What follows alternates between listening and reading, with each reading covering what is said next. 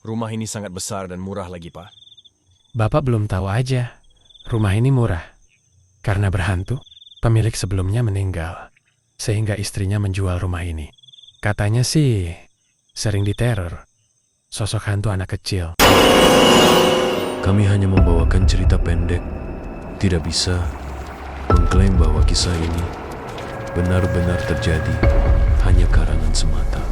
Tujuan cerita ini hanya sebatas hiburan, duduk manis, dan selamat menyaksikan. Sore itu, saat senja tiba, sebuah rumah tua menjulang. Cahayanya yang redup gagal mengusir bayangan yang mendekat. Abai mendekati keluarga Bapak Ciko dan anaknya bernama Fatir yang berdiri di depan rumah. Wajah mereka dipenuhi rasa ingin tahu.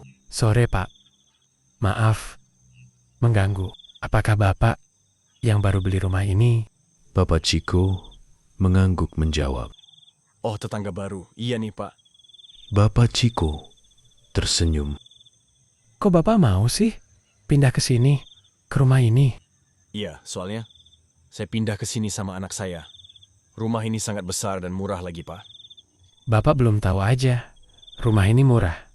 Karena berhantu, pemilik sebelumnya meninggal. Sehingga istrinya menjual rumah ini. Katanya sih, sering diteror. Sosok hantu anak kecil. Bapak Ciko menjawab dengan nada bercanda. Masa sih, Pak? Bapak ini suka bercanda ya?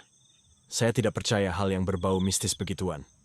Kemudian Bapak Ciko menawari masuk ke dalam rumah barunya.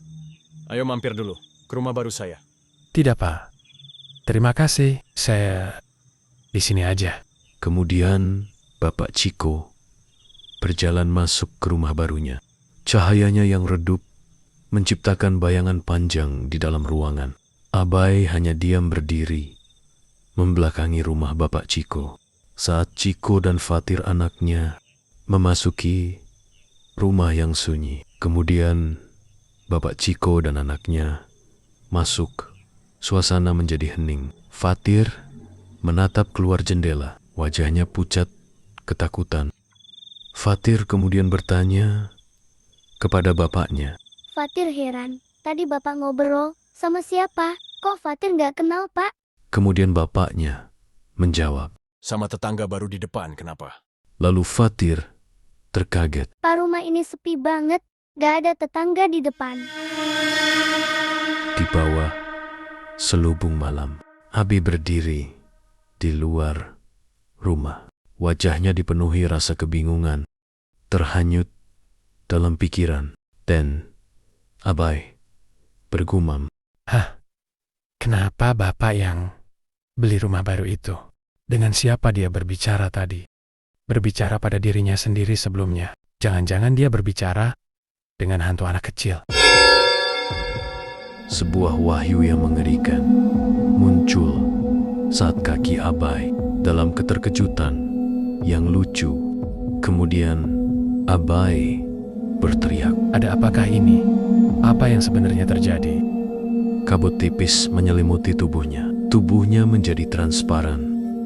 Tunggu, apa aku ini bukan manusia?